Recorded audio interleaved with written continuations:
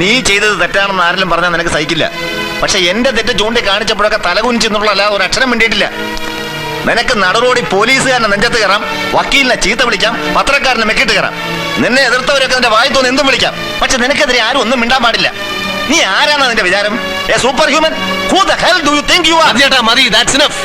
കുറെ നാളായി ഞാൻ ഈ ടോർച്ചർ സഹിക്കാൻ തുടങ്ങിയിട്ട്. ഇനി വയ്യ. തെറ്റുന്ന 1,00,000 പ്രാവശ്യം ആവർത്തിച്ച് പറഞ്ഞാലും ശരി ഒരിക്കലും തെറ്റാകാൻ പോകുന്നില്ല. എനിക്ക് ശരിയും തോന്നിയിട്ടുള്ളത് ഞാൻ ഇതുവരെ ചെയ്തിട്ടുള്ളൂ. നിങ്ങളുടെ തെറ്റ് ഞാൻ ചൂണ്ടിക്കാണിച്ചപ്പോ നിങ്ങളുടെ തല കുനിഞ്ഞിട്ടുണ്ടെങ്കിൽ അത് നിങ്ങളുടെ മനസ്സിലെ കുറ്റബോധം കൊണ്ടാണ്.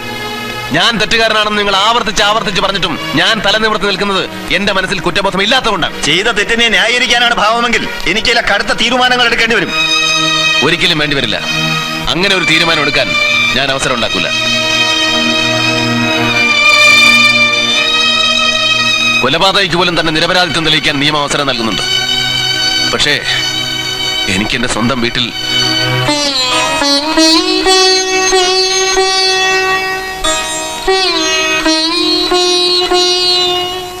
നേരത്തെ വിധി തീരുമാനിക്കപ്പെട്ട ഈ വിചാരണയിൽ ഞാൻ എത്ര വാദിച്ചാലും ഒരു പ്രസക്തി ഉണ്ടാകാൻ പോകുന്നില്ല. എല്ലാവർക്കും പഴിയാറാൻ ഒരാൾ വേണം.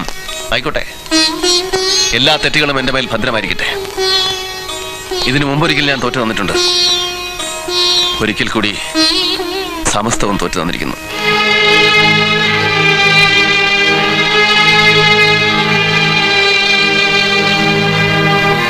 എല്ലാവരും കൂടെ ഒത്തുചേർന്നാലുണ്ടാകുന്ന സുഖവും സന്തോഷത്തെയും കുറിച്ച് ഓർത്തപ്പോൾ മനസ്സ് വല്ലാതെ കൊതിച്ചുപോയി. കുറച്ചു കാലം കൂടി വീട്ടിൽ താമസിക്കാൻ. അതുകൊണ്ടാണ് നിങ്ങളെയൊക്കെ ഞാൻ ബുദ്ധിമുട്ടിച്ചത്. ഒരു ബാധ്യതയായി മറ്റുള്ളവർക്ക് തോന്നുന്നതിന് മുമ്പ് ഒഴിഞ്ഞു മാറിയേക്കാം. ഒക്കത്ത് വെച്ച് വളർത്തിയ മക്കൾ ഒത്തൊരുമയില്ലാതെ വീട്ടിൽ കഴിയുന്ന ഇനിയും കാണണം അമ്മയ്ക്ക്.